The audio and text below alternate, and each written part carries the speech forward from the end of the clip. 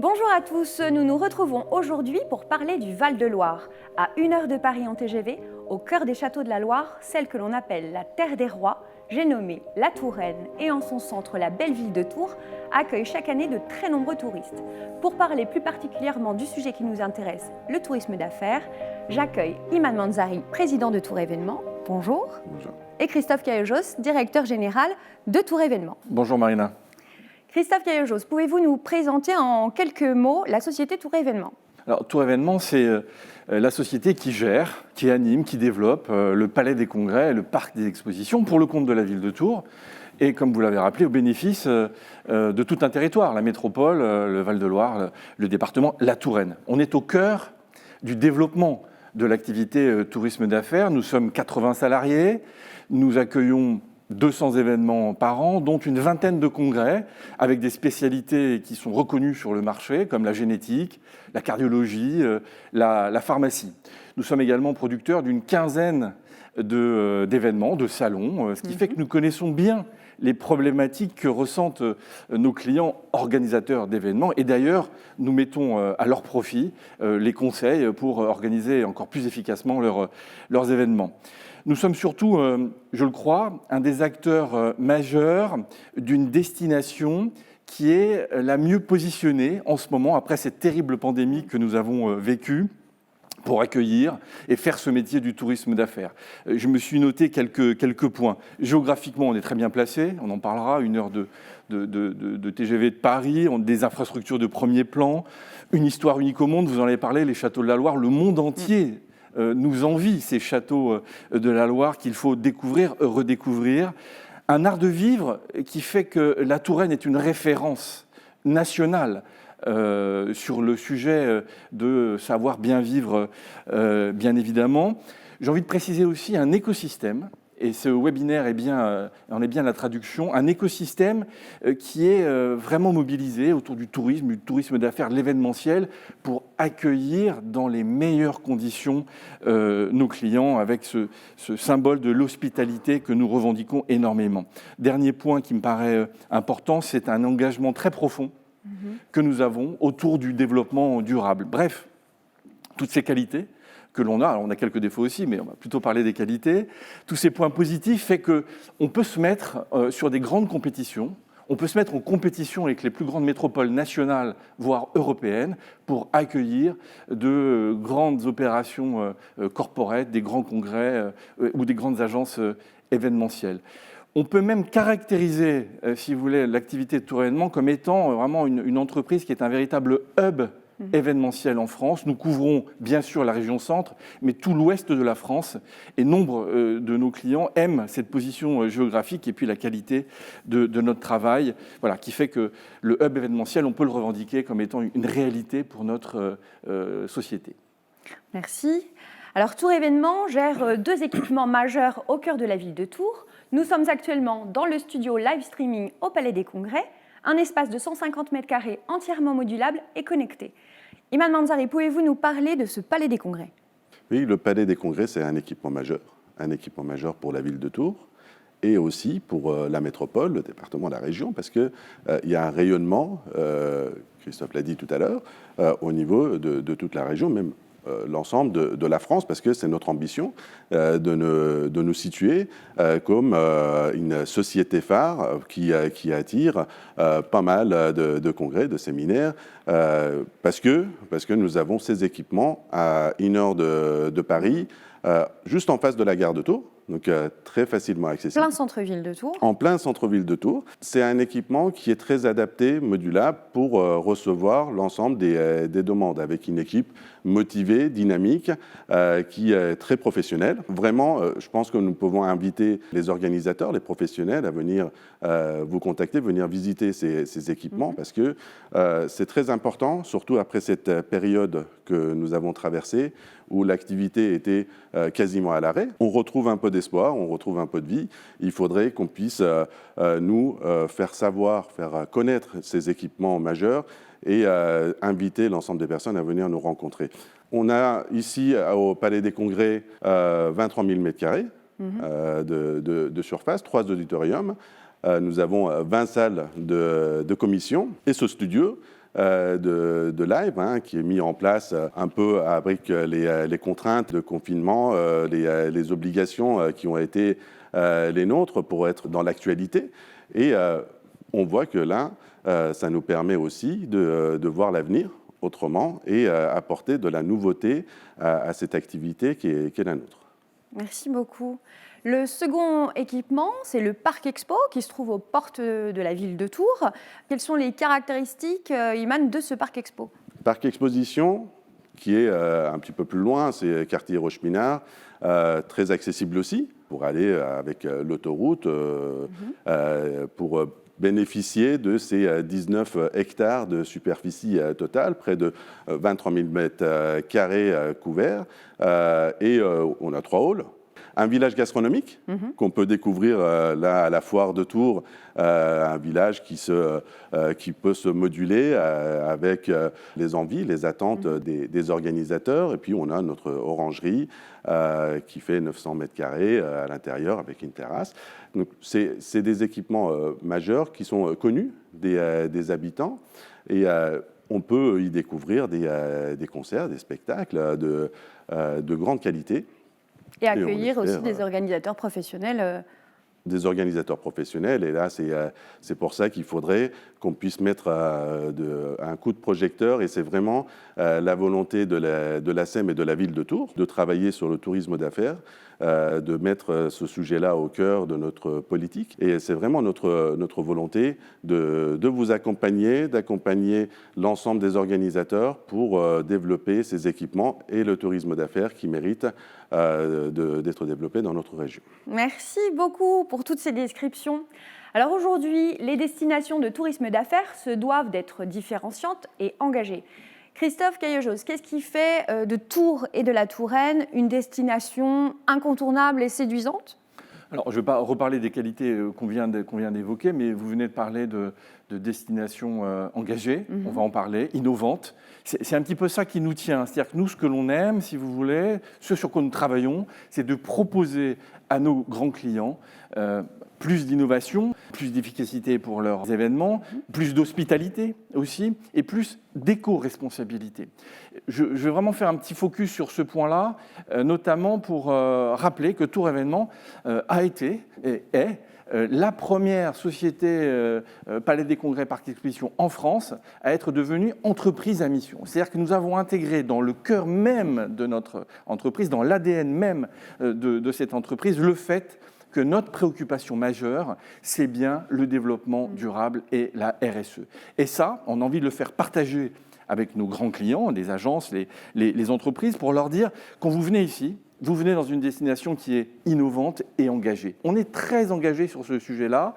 Bien sûr, ISO 20121, on l'a eu, cette norme, en 2019. On a été reconduit en 2020. On est très engagé sur le label Destination durable et innovante avec nos amis de France Congrès et Événements. On travaille beaucoup avec l'AFNOR sur la certification de notre protocole sanitaire. Nous avons mis en place également un label Safe Welcome pour l'ensemble de l'écosystème événementiel sur notre territoire, pour bien montrer à nos clients qu'en venant sur notre destination, ils vont être bien accueillis, bien reçus. C'est vraiment fondamental que ces notions d'éco-responsabilité, on en fait un point d'orgue de notre politique d'accueil des grands congrès, des grandes manifestations.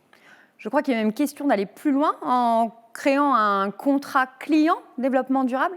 C'est une première en France. Je vous disais, on essaie d'être innovant, d'imaginer pour nos clients ce que va être les événements de demain.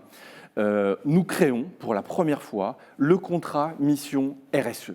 C'est simple, c'est inciter nos clients à aller un peu plus encore dans l'éco-responsabilité de leurs événements. Un exemple concret, utiliser moins de moquettes, utiliser moins de bouteilles pour l'eau minérale ou l'eau de source.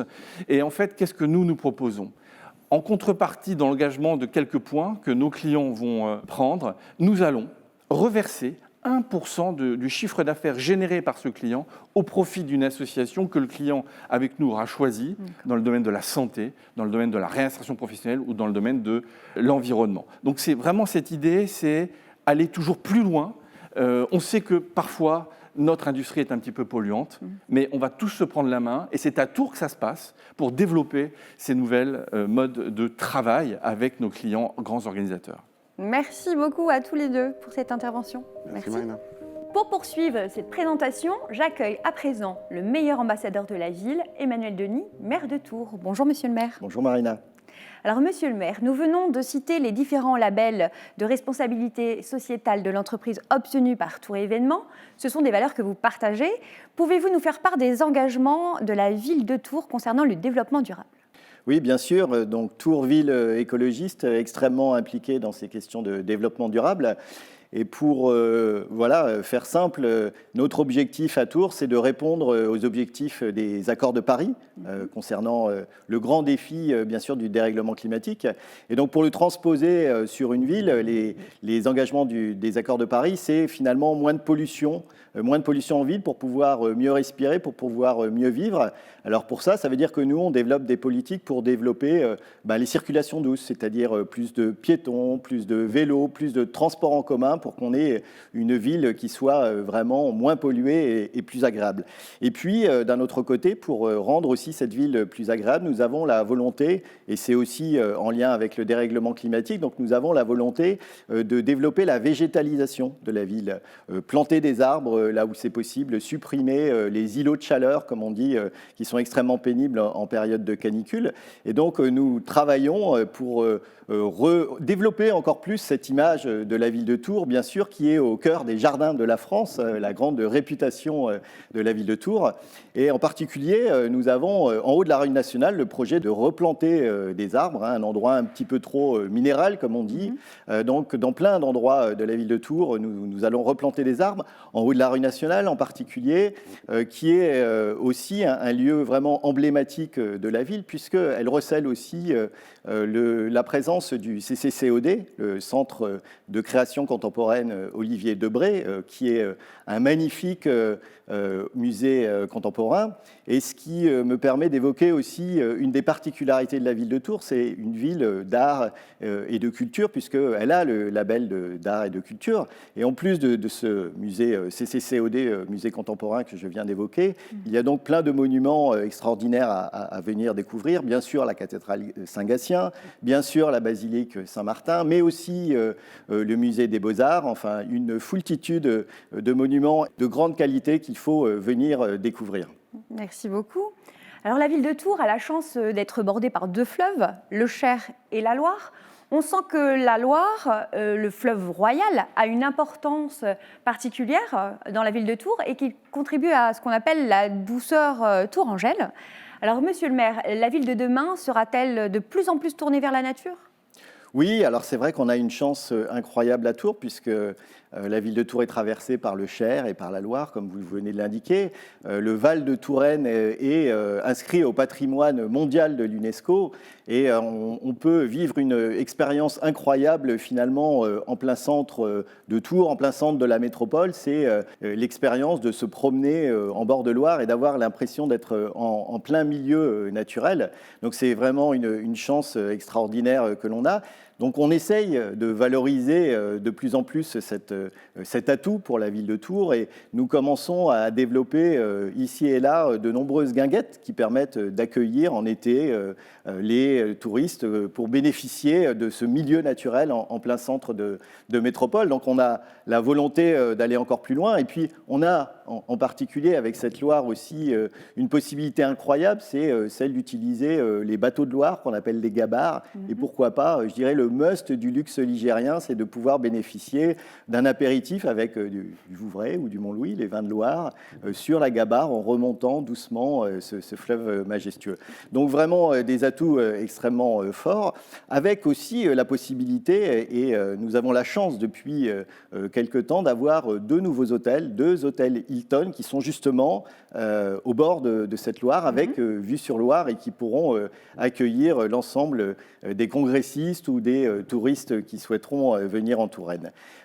D'autre part, autre expérience extraordinaire que l'on peut développer le long de ces deux fleuves, parce qu'on parle souvent de la Loire à vélo, mais il y a aussi le Cher à vélo.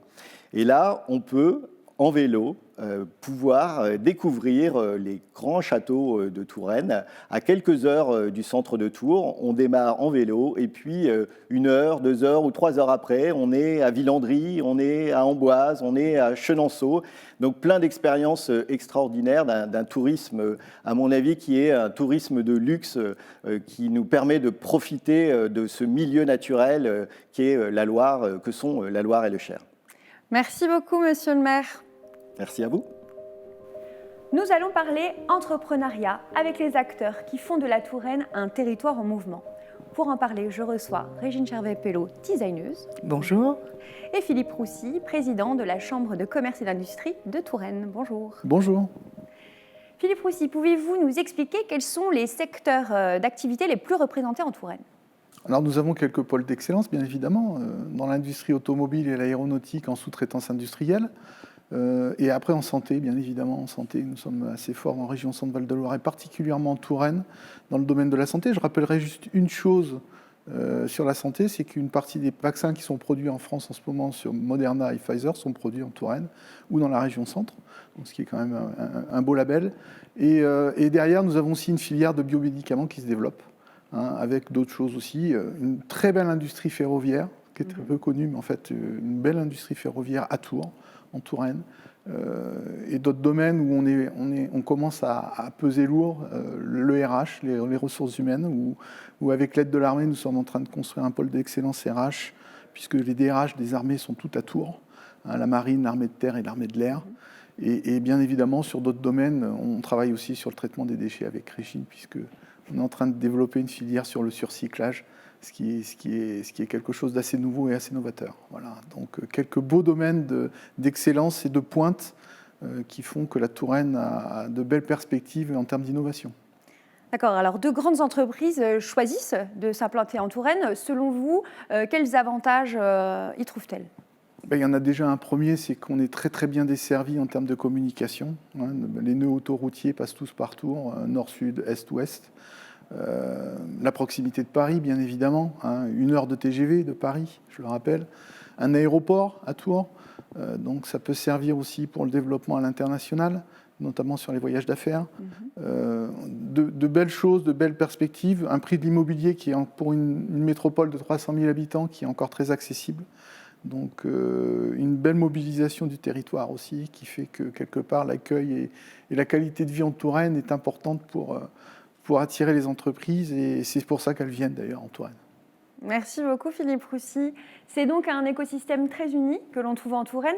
Régine Chervet-Pelleau, en tant que designeuse internationale, mais aussi tourangelle, partagez-vous cette impression où tout semble simple et fluide ici ? Ça ressemble un peu à la Loire. Je rappelle que c'est une belle surface culturelle, très fluide, qui peut être douce et en même temps énergique quand elle le désire. Donc en fin de compte, oui, ici c'est fluide, comme ce paysage qui nous entoure, dans lequel on vit.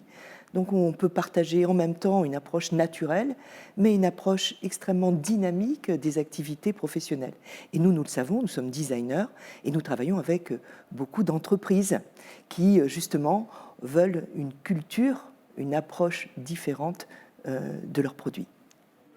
Vous avez vous-même participé à faciliter et améliorer la mobilité des habitants, mais à la fois des touristes, à Tours, en designant le tramway. Alors en quelques mots, l'histoire de ce tramway ? Ce tramway, il ressemble à la ville, il ressemble à son territoire. Il est comme un curseur qui traverse la ville, donc toujours cette notion de fluidité.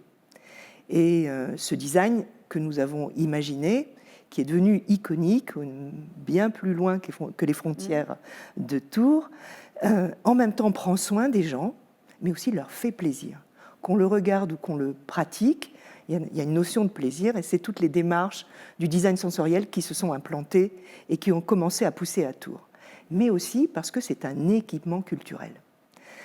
Au-delà de transporter les gens, il montre une œuvre gigantesque de Daniel Buren, de 15 km de long, que l'on peut visiter. Mais aussi, il montre tout le travail du compagnonnage avec les bourgeons en métal qui ont poussé à l'intérieur du tram. Il permet d'entendre la musique de Louis Dandrel, très grand compositeur, ou la lumière de Rimoux, qui est Philippe Rimoux. Et là, tout ça participe à une véritable urbanité de la ville et de la qualité de vie ici. Merci beaucoup. Alors, la Touraine, une terre riche de projets et de talents. L'année dernière, Tours a accueilli la première édition de la France Design Week.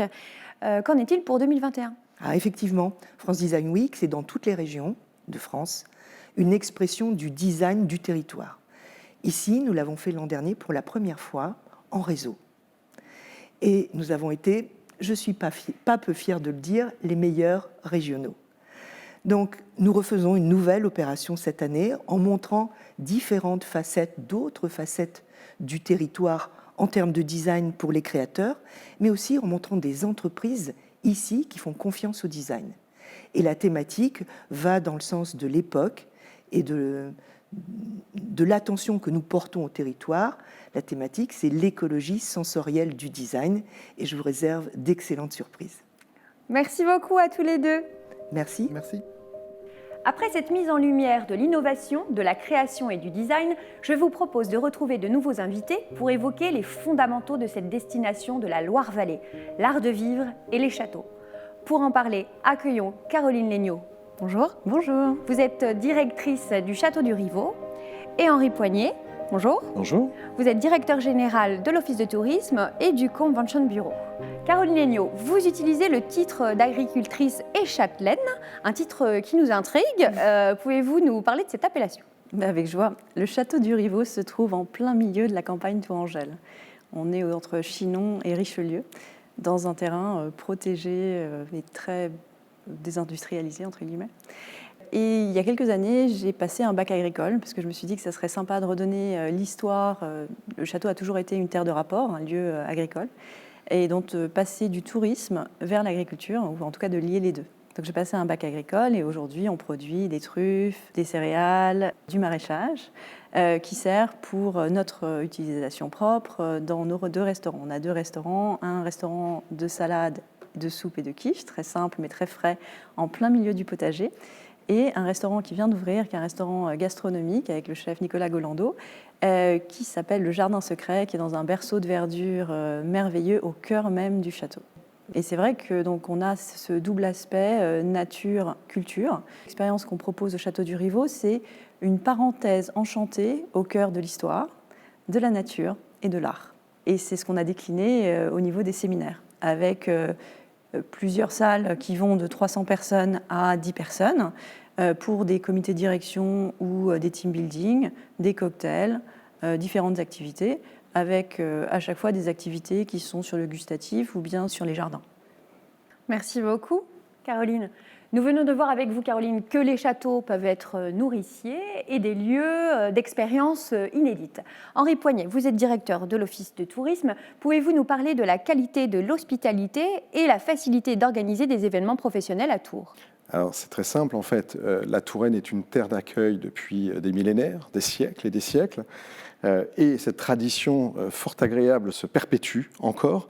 Et aujourd'hui, la Touraine, c'est plus de 200 lieux et sites d'exception qui peuvent accueillir des événements à caractère professionnel, des séminaires, des conférences, et avec une diversité en fait de propositions et une largeur de propositions qui est très très importante aujourd'hui, ce qui fait que nous sommes en pleine capacité avec la destination de répondre à tous les besoins et les attentes surtout de n'importe quel organisateur ou de n'importe quel type de manifestation.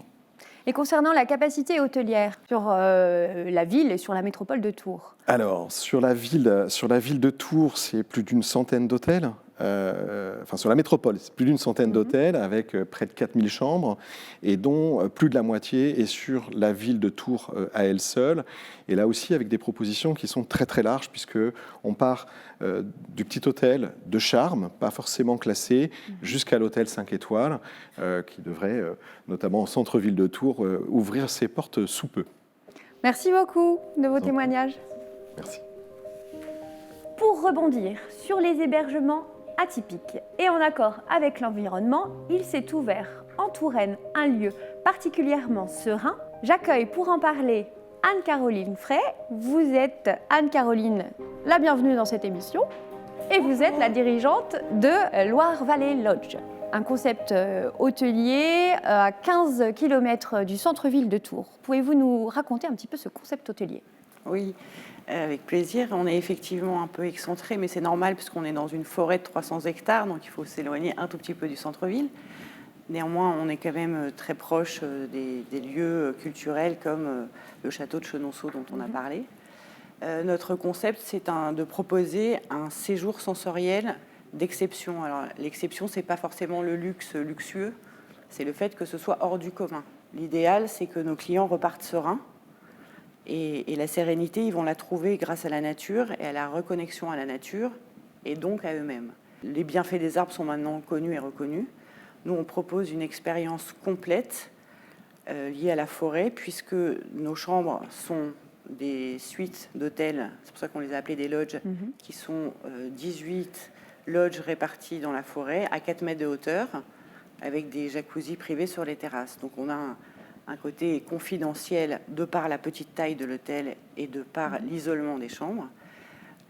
Et ensuite, mon travail, c'est discrètement d'amener nos clients à redécouvrir leurs 5 sens, voire plus, en passant par l'émotion.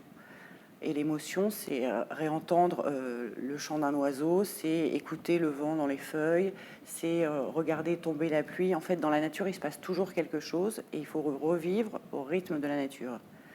On peut redécouvrir aussi des sens par un voyage intérieur avec des massages que nous on propose sous forme énergétique, en particulier au bol tibétain où c'est sans contact. Ça peut être aussi un voyage émotionnel par la découverte d'un vin. On a des vins extraordinaires dans la région, de faire retravailler les papilles sur d'un produit simple. On a un potager, aller juste cueillir la tomate dans le potager. Cette tomate, elle a juste pas le même goût. Et elle est bio.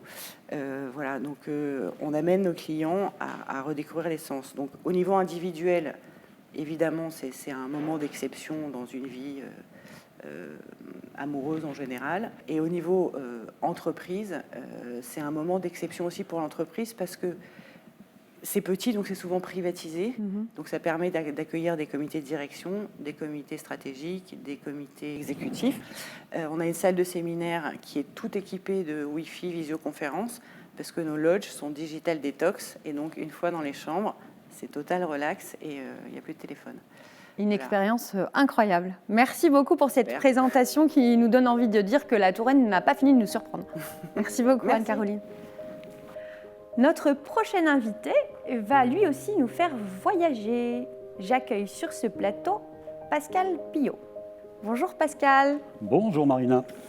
Pascal, vous êtes directeur de l'Agence départementale du tourisme, agence dont le slogan « Ici vivre est un art » prend tout son sens. Je vous propose, pour commencer, de nous plonger dans la destination Royal Experience à travers une balade royale en Touraine.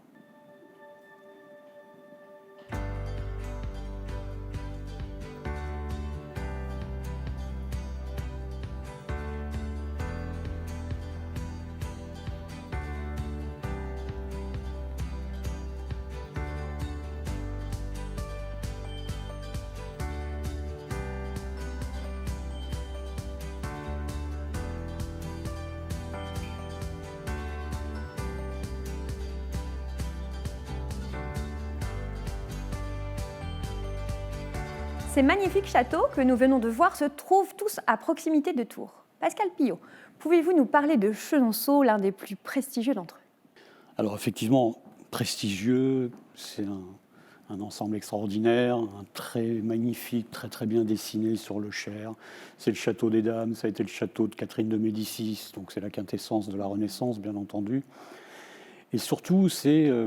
Pour moi, Chenonceau, ça symbolise vraiment l'excellence, le sens du détail, quand vous faites la visite dans les jardins, et puis également quand vous souhaitez organiser, parce qu'ils le font très bien, des soirées de gala notamment, ou des séminaires, des conférences, etc. Il y a effectivement ce sens de l'accueil, et puis on choisit toujours les meilleurs à Chenonceau. C'est comme ça, c'est une tradition chez eux. Je vous donne juste un exemple. On a sur place à tenir, ce qui est extrêmement rare dans les monuments, un maître fleuriste, un meilleur ouvrier de France, Jean-François Boucher, qui a cette capacité à magnifier tous les événements. Il va composer des bouquets de saison. Il fait la même chose pour Noël, où on transforme complètement le site Chenonceau dans sa grande galerie. Enfin, c'est vraiment un endroit, une expérience à vivre extraordinaire. Vous voyez, on vient de voir les images de la Touraine. Ça fait 25 ans, et 25 ans que je ne m'en lasse pas. Et je me dis, tiens, ce week-end, je vais aller faire un tour à tel ou tel endroit. Extraordinaire, on a une chance formidable. Alors Chenonceau est très connu, mais si vous deviez citer 2 autres châteaux, des balades incontournables? Alors, tout à l'heure, on a eu Caroline avec le Rivaux. Ce que j'aime beaucoup au Rivaux, c'est que c'est un jardin contemporain. Et dans le château, on oublie aussi de dire que c'est un vrai cabinet de curiosité. C'est-à-dire que c'est une traduction de l'art contemporain avec beaucoup de poésie et d'humour. Et donc, il y a une résonance entre les jardins et la collection à l'intérieur. Donc ça, j'aime beaucoup. Après, c'est compliqué, il y en a tellement, c'est magnifique. Je sais pas, il y a des choses comme le château en campagne, le château de Giseux dans le Nord qui est beaucoup moins connu. Où, voilà, c'est un grand château à la campagne. On respire, c'est assez fun, on se balade assez facilement. Les propriétaires sont très accessibles, ils sont là en permanence. Voilà, c'est ça la Touraine en fait. C'est fait de plein d'expériences complètement différentes, des lieux extrêmement connus. C'est un spot mondial et puis à côté de ça, des châteaux qui le sont un peu moins. Et où on prend son temps. On a cette diversité, on a vraiment beaucoup de chance. Merci beaucoup, Pascal. Avec plaisir. Merci. Au revoir. Au revoir. Nous venons de découvrir à travers cette émission des invités passionnés par la destination Touraine. Mais qui mieux que des clients pourrait nous en parler? Je reçois donc notre directrice des manifestations accueillies, Muriel Auboin-Padaillé. Bonjour Muriel. Christophe Lapouge, fondateur et directeur de l'agence événementielle Novabox. Bonjour. Bonjour. Et Ingrid Roboux, groupe ST Microélectronique. Bonjour. Ingrid, vous êtes responsable communication et RSE pour le site de Tours du groupe ST Microélectronique qui compte près de 1400 salariés. Alors après une année 2020 où les événements professionnels, du moins présentiels, ont été quasi à l'arrêt, quel est aujourd'hui votre état d'esprit concernant les conventions et les réunions? Alors d'abord, c'est un grand plaisir d'être là avec vous et puis de pouvoir effectivement reprojeter des événements en présentiel après cette longue année de Covid. Donc nous, pour ST Microelectronics, nous avons décidé de réunir tous nos salariés, donc 1400 salariés, dans ce palais des congrès qui le permet, qui est un très bel espace où on peut accueillir 2000 personnes dans l'auditorium et extrêmement bien situé dans le cœur de la ville pour permettre à tous de venir. C'est avec plaisir que nous vous accueillerons. Votre entreprise est depuis très longtemps engagée dans la RSE. Est-ce un critère de choix dans la sélection des destinations d'événements? Tout à fait. Nos clients et nos fournisseurs, nous les choisissons avec qualité et nous voulons surtout qu'ils aient les mêmes valeurs d'éthique que nous pouvons avoir au sein d'ST Microelectronics. Merci beaucoup et au plaisir de vous recevoir. Christophe Lapouge, vous avez fondé une agence événementielle du nom de Novabox qui opère dans le monde entier. Qu'est-ce qui fait que vous préconiseriez la Touraine? Plein de choses. Une raison plus personnelle, c'est que je l'ai découvert il y a 30 ans au moment où j'ai créé mon entreprise et j'ai envie de la faire découvrir à mes clients. J'ai envie de leur faire partager ce que j'ai découvert et ce dont j'ai pu profiter. Je profite encore depuis 30 ans. Et après, des raisons plus professionnelles et objectives, vous l'avez dit, on fait des opérations beaucoup en France, un petit peu aussi dans le monde entier. On a la chance de comparer, on se rend compte que la Touraine est exceptionnelle sur plusieurs points. Il y a le premier point qui est culturel, historique, c'est pas pour rien que les rois de France l'ont choisi à l'époque, donc ça c'est important. Il y a le côté, donc quand on parle de culturel, d'historique, il y a les châteaux de la Loire, il y a la Loire, il y a tout ce que peut proposer la Loire, sur la Loire, autour de la Loire, des instants assez magiques. Il y a la partie gastronomie, le côté épicurien, on a les vins de Loire qui sont variés, qui sont magnifiques, et on sait qu'on est un pays latin et que les gens qui viennent de France ou d'étrangers ici veulent profiter de ça, donc on peut leur proposer tout ça. Et fort de tout ça, on a aussi les infrastructures qui peuvent permettre de recevoir les gens, parce que c'est bien d'avoir ces atouts. Faut-il encore pouvoir recevoir des groupes petits ou grands? Et il y a des infrastructures en place, que ce soit des infrastructures comme le centre de congrès, les hôtels, bien évidemment. Et ce n'était pas le cas il y a quelques années, c'est en train de devenir. Donc on a vraiment une capacité aujourd'hui pour recevoir des gros groupes, ça c'est important. Et puis il y a la passion de partager des choses, et je crois qu'on peut faire des choses que j'appelle money can buy sur cette destination, c'est-à-dire des moments inédits, magiques. Je pense à un dîner de gala dans un escalier d'un château historique, c'est assez exceptionnel, où je pense à des dégustations dans des caves un peu cachées, troglodytes, voire des intronisations par des personnalités du coin qui sont liées à la gastronomie, qui sont des moments exceptionnels. Donc on a envie de faire découvrir ça à nos clients. Voilà. Merci beaucoup. On vient de voir donc que c'est avec plaisir que les acteurs économiques et les organisateurs d'événements se retrouvent. Muriel Auboin-Padaillé, directrice des manifestations accueillies à Tours Événements, qu'en est-il des événements prévus pour cette fin d'année? Alors, à quelques semaines de la rentrée, eh bien, notre carnet de commandes est bien rempli. Nous allons recevoir une cinquantaine d'événements professionnels entre le Parc Expo et le Palais des Congrès. Nous attendons de belles manifestations pour 2022, 2023. À ce jour, en portefeuille, nous avons déjà sur 2022 une vingtaine de congrès, une dizaine de conventions d'entreprises, ce qui est du niveau de 2019. Donc nous sommes confiants pour ces prochaines années, sachant que bien sûr nous restons à votre écoute tous pour des futurs projets. Merci beaucoup à vous pour ces témoignages. Merci. Merci. Je vous propose à présent de changer de décor pour évoquer un sujet cher à la Touraine, à ses habitants et plus largement à tous les bons vivants, la gastronomie.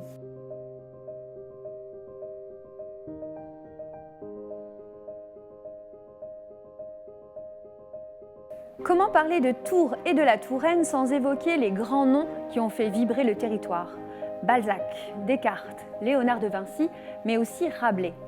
La ville de Tours a été labellisée Cité internationale de la gastronomie en 2013 et elle fait partie des destinations dites gourmandes. Ici, on prête une attention toute particulière au bien manger et c'est dans cet esprit que je reçois Lucie Jacquet, responsable restauration à Tours Événements. Bonjour Lucie. Bonjour Marina. Frédéric Bourillon, vigneron sur la Haussée de Vouvray. Bonjour Marina. Et Rodolphe Lemeunier, fromager affineur et meilleur ouvrier de France. Marina, bonjour. Lucie, dites-nous, durant cette émission, nous avons bien compris les valeurs et l'engagement de Tours Événements sur le côté développement durable. Quelle est l'offre proposée par Tours Événements et comment sélectionnez-vous vos fournisseurs ? Bien Marina, chez Tours Événements, on a décidé de faire du circuit court une priorité. Donc nous avons différents critères de sélection pour les fournisseurs. Tout d'abord, la qualité des produits, bien entendu, l'apport de l'agriculture raisonnée dans la production, la volonté d'innovation pour apporter toujours plus de valeur ajoutée à nos offres. Et l'intégralité de nos offres, pause café, cocktails, sont basées sur des produits locaux, sélectionnés parmi un panel de partenaires et de fournisseurs.